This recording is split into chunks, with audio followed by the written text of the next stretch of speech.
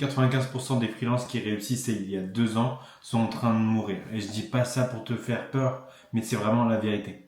J'ai accompagné une centaine de freelances et j'ai vu des freelances passer de 0 à 10 000 euros par mois, comme ça. Et j'ai vu aussi des freelances passer de 15 000 euros à plus rien du tout. La différence entre ceux qui performent et ceux qui coulent, c'est ce qu'on va voir justement dans cette vidéo. Le freelancing, actuellement, c'est comme sur une course où les règles changent tous les jours. Ce qui fonctionnait hier ne fonctionne plus du tout aujourd'hui et ce qui fonctionne aujourd'hui sera totalement obsolète demain. Je vais du coup vous montrer pourquoi le marché a changé, pourquoi vos méthodes ne fonctionnent plus et surtout comment s'adapter pour non seulement survivre, mais surtout prospérer dans cette nouvelle ère qui va avoir lieu. Alors bienvenue dans cette vidéo, le marché du freelancing change, voici pourquoi. En premier lieu, la concurrence n'a jamais été aussi féroce que maintenant. Laisse-moi te donner 2-3 chiffres. En 2019, on comptait environ 1,9 million de freelances. Aujourd'hui, c'est plus de 3,5 millions, soit une augmentation de 84%. C'est extraordinaire. Par exemple, sur Fiverr, une plateforme où on retrouve des freelances, l'augmentation du mot-clé web designer a augmenté de plus 230%. Et sur Malte, on est à plus 175% de profils qui sont freelance. Le problème par contre, c'est le nombre de clients n'a pas autant augmenté. Au contraire,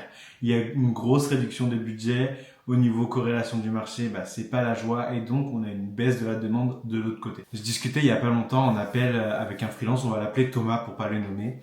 Et il y a 3 ans, lui, il était freelance en web design, il facturait des sites à plus de 8 000, plus de 10 000 facilement. Il n'avait même pas besoin de prospecter parce que tout arrivait vers le bouche à oreille. Et malheureusement, il a dû arrêter pour X ou Y raison, il a retrouvé un CDI et actuellement, il a décidé de se relancer.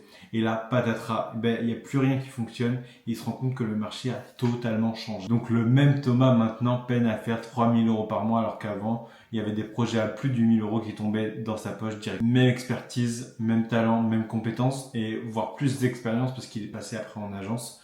Le seul changement, c'est pas compliqué, c'est qu'il y a plus de 6 000 web designers qui se sont lancés à côté de lui. Les grandes démissions, le Covid, les marchés saturés, les CDI qui ne se trouvent pas après les études. Bref, tout le monde a bien compris que être freelance est le nouvel Eldorado et il n'y a zéro barrière à l'entrée. C'est-à-dire que ma cousine demain peut devenir freelance et se lancer et donc ce qui fait augmenter la concurrence drastiquement. Mais ça, c'est que la partie émergée de l'iceberg. Non seulement il y a plus de monde, mais en plus tout le monde fait la même chose. Hier, justement, je suivais une masterclass de personnes qui forment des freelances, donc des salariés à devenir freelance. Et j'ai vu les méthodes qu'ils utilisaient pour trouver des clients. J'ai vu les méthodes qu'ils partageaient. Et c'est des méthodes qui sont rudes, qui sont quantitatives, qui sont à coup d'automatisation, à coup de messages templatisés. Et donc forcément, tous ces gens qui sont formés par des mauvais formateurs, on va dire, font tous la même chose de façon automatisée, donc de façon très quantitative, ce qui sature le marché. Faisons un test avec vous. Si vous êtes un freelance dans le marketing digital, je suis sûr que vous avez déjà proposé un audit gratuit, écrit des mails templatisés, partagé des trucs et astuces sur Instagram, partagez votre pourquoi sur LinkedIn et vous avez un portfolio avec des études de cas. Je le sais parce que il y a pas si longtemps, moi je recrutais des freelances et franchement sur ces freelances-là, j'ai eu 43 candidatures, 38 d'entre elles commençaient par je suis passionné par et 35 proposaient un audit gratuit. Je parle même pas du portfolio parce qu'ils se ressemblaient à peu près tous.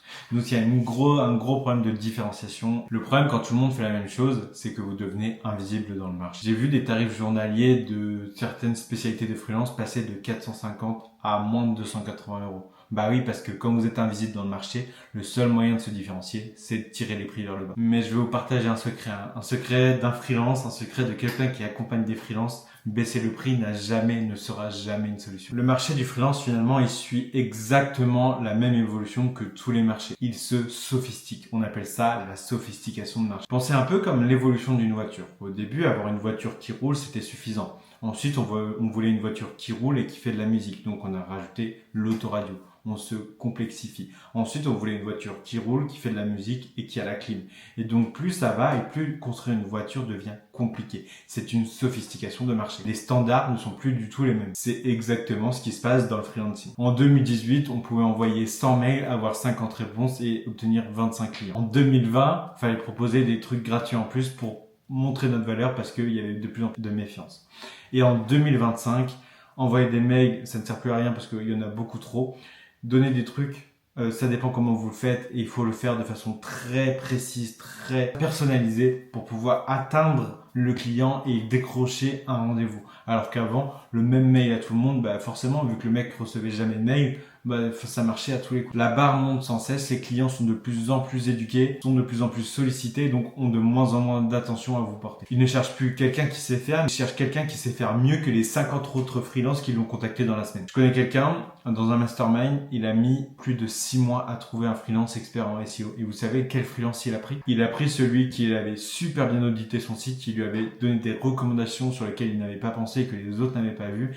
Et il lui a pris celui qui proposait un accompagnement et qui proposait une expérience client qui était totalement différente. Maintenant, la spécialisation et l'expertise approfondie n'est plus du tout optionnelle, c'est devenu une obligation. En fait, on est rentré, et c'est quelque chose dont on ne vous parle jamais, mais on est rentré dans l'ère de la méfiance. C'est-à-dire que les prospects sont de plus en plus éduqués, ils ont eu des mauvaises expériences avec des mauvais freelances, parce que forcément, plus il y a de freelance, plus il y a de mauvais freelance, et donc plus ils deviennent méfiants, parce qu'ils ont déjà eu des mauvaises expériences. Je suis sûr que si vous êtes freelance et que vous regardez cette vidéo, vous avez déjà eu la remarque, oui mais j'ai déjà essayé ça et ça n'a pas marché, ou oui mais j'ai déjà eu des mauvaises expériences donc je suis pas trop chaud en ce moment. Si on prend à peu près 50 PME, il y en a 70% qui vont vous dire qu'ils ont eu une mauvaise expérience avec un freelance. Et c'est le niveau qui est tiré vers le bas avec l'augmentation des freelances qui sont très mal formés par les formateurs à la base, qui leur donnent pas toutes les astuces, avec des gens qui pensent que être freelance c'est la liberté, qu'il n'y a pas besoin d'expertise, qu'il n'y a pas besoin de maîtriser des compétences. Et donc forcément, le marché devient de plus en plus méfiant et ça devient de plus en plus compliqué de dire vous pouvez avoir ce résultat-là, c'est possible, voici comment je vais faire, parce que ils vont vous dire oui mais quelqu'un m'a déjà dit pareil, il n'a pas réussi. La méfiance est telle que si vous faites des promesses beaucoup trop grosses, ça va réveiller le signal arnaque dans la tête de vos prospects et donc ils vont skip votre message. Du genre si vous dites je peux augmenter votre trafic de 200% en 3 mois, bam, vous allez passer direct dans le red flag de arnaque et vous n'allez pas du tout avoir de prospects. Non pas parce que c'est impossible et ça se trouve vous êtes capable de le faire et ça se trouve c'est un résultat réellement que vous pouvez donner, mais parce que le prospect maintenant se méfie de ces promesses-là et n'est plus du tout réceptif. Il est éduqué, le marché est sophistiqué. Et cela change absolument tout dans la façon d'aborder les clients. Avant, il fallait lui expliquer que vous pouvez l'aider, qu'il avait un problème, qu'on pouvait le résoudre. Maintenant, il faut lui expliquer que vous n'êtes pas une arnaque et ensuite lui expliquer que vous pouvez l'aider. L'ère du freelance qui fait un peu tout est officiellement terminé. Je vois encore des centaines de profils comme ça, des gens qui rentrent dans l'accompagnement qui sont comme ça. Je fais un peu de web design, un peu de SEO, un peu de design, un peu de développement front-end. Et si vous savez ce que lit votre prospect, il lit « Je ne suis spécialisé en rien, donc je ne suis bon en rien ». Prenez l'exemple d'une Porsche. Imaginons que vous allez acheter une Porsche et que vous devez faire la vidange. Est-ce que vous allez envoyer votre Porsche dans le magasin Porsche, quitte à payer beaucoup plus cher, ou alors est-ce que vous allez envoyer votre voiture chez le magasin multimarque d'à côté, le garagiste qui fait un peu toutes les marques. Je suis persuadé à 99% que vous allez l'envoyer chez le magasin Porsche. Et ça, c'est vrai pour tout le monde. J'ai accompagné une freelance qui s'appelle Stara, qui faisait du marketing digital 360 quand elle est rentrée dans l'accompagnement, et elle facturait péniblement 1000-1500 euros.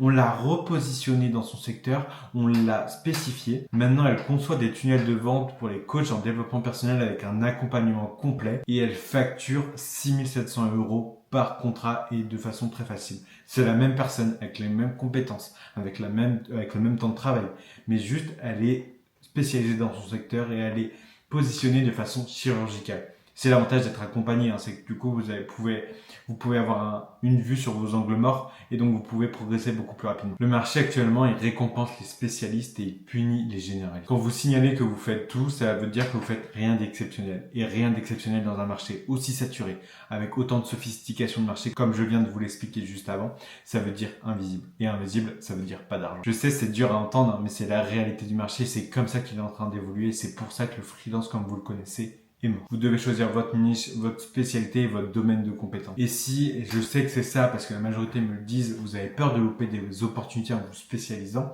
se spécialiser ne veut pas dire louper des contrats. C'est-à-dire que vous communiquez que pour une typologie de personnes, vous prospectez qu'une typologie de personnes, vous avez un portfolio que pour une typologie de personnes, d'accord, mais ça ne veut pas dire que les autres typologies de personnes ne vont pas vous contacter.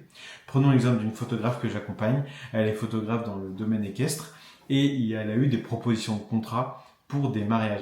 Alors qu'elle parle que de photographie équestre, elle fait que de démarchage sur de la photographie équestre et elle communique que sur de la photographie équestre. Mais ça ne veut pas dire qu'il n'y a pas d'autres domaines d'expertise qui vont vous contacter pour faire la même chose dans leur domaine. Et là, il faut dire oui, et là, il faut accepter. On n'a juste pas communiqué pour eux. pas un portfolio pour eux, pas un process pour eux, mais c'est pas grave, ça augmente votre domaine de votre champ des possibles. Mais dans votre communication, vous devez être chirurgical. La clarté est votre nouveau meilleur ami, vous devez être chirurgical dans à qui vous parlez, qu'est-ce que vous faites, pour qui, quand et comment. Vous ne pouvez plus baser votre business sur le hasard. Maintenant, c'est plus du tout possible en freelance. Il y a trop de concurrence. Vous gérez une vraie boîte, vous êtes un entrepreneur. Et donc, la rigueur, la précision est de mise. Maintenant, voici la partie qui va vraiment changer la donne pour vous. Ça va être l'offre qui est votre arme fatale. Dans un marché saturé, le service, ça ne suffit pas. Tout le monde propose les mêmes services et ce qui va faire la différence, ça va être l'offre. Qu'est-ce qu'une offre? Ça va être la différence sur ce que vous fournissez, comment vous le fournissez, à qui vous le fournissez, les garanties que vous garantissez, les résultats que vous garantissez et les risques que vous éliminez. Les freelances moyens vont dire je vais faire un site WordPress pour 2500 €.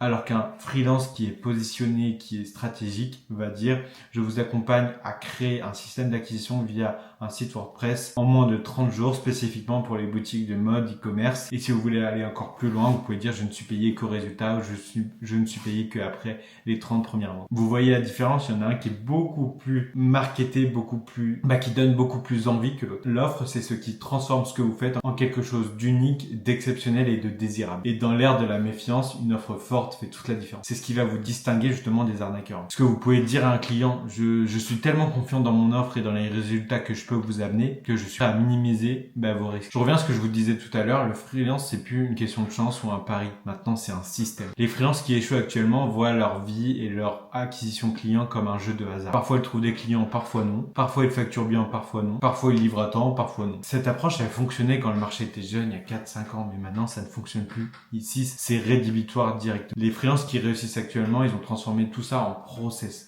Quelque chose de chirurgical, je reviens là-dessus. Ils savent exactement comment et combien de prospects ils doivent contacter pour avoir des clients. Ils savent exactement par quoi va passer le prospect pour arriver au résultat. Ils savent exactement dans combien de temps, dans quelles étapes et quelles vont être les problématiques qu'ils vont rencontrer. Moi, ce que je leur dis dans l'accompagnement, c'est vraiment d'avoir des templates pour chaque phase, d'avoir un process très très clair, d'avoir des étapes très précises et pour arriver le plus rapidement entre le moment où il signe et le moment où le client a un début de résultat. Il faut réduire ce moment au maximum pour prouver que vous n'êtes pas un arnaqueur et qu'en plus vous amenez des résultats très rapidement. Les temps du je vais voir ce qui se passe ou je vais essayer ça ne fonctionne plus et ça va vous faire couler directement. Vous devez savoir exactement ce qui se passe, pourquoi et comment tu peux le contrôler, comment tu peux l'améliorer, comment tu dois le traquer pour savoir quoi améliorer, où et comment. En fait, le freelancing, c'est devenu un business comme un autre. Et comme tout business, ça requiert des profits. Dernière vérité un peu brutale, c'est que ce nouveau marché, maintenant, il laisse plus de place au hasard. Et qui dit plus de place au hasard, dit un fort attrait à être accompagné pour réussir beaucoup plus rapidement. Tous les freelances que je vois réussir le plus rapidement, il n'y a pas de secret, ils sont accompagnés parce qu'ils ont direct le bon système, directement les bons process, directement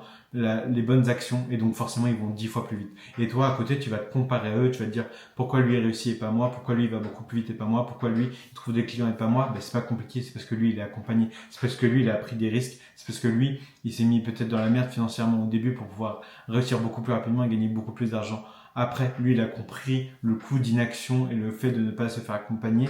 Et du coup, il a misé sur ça pour aller beaucoup plus rapide. Et avant, ne pas se faire accompagner, c'était pas très grave parce que du coup, tu mettais juste plus de temps à réussir. Alors que maintenant, se faire accompagner, ça peut devenir beaucoup plus grave parce que de une, tu perds de temps, tu perds beaucoup d'argent à pas te faire accompagner. Mais en plus, il peut arriver et ça peut arriver et c'est le cas de 40% des freelances que tu ne trouves jamais ton marché, jamais de clients et que tu n'arrives jamais à en vivre et donc du coup, tu abandonnes tous tes rêves, tous tes espoirs parce que tu n'as pas fait le bon choix au début. Moi, c'est ce que me disent souvent mes clients. J'ai regretté de ne pas me faire accompagner avant ou plus tôt pour arriver beaucoup plus rapidement au résultat.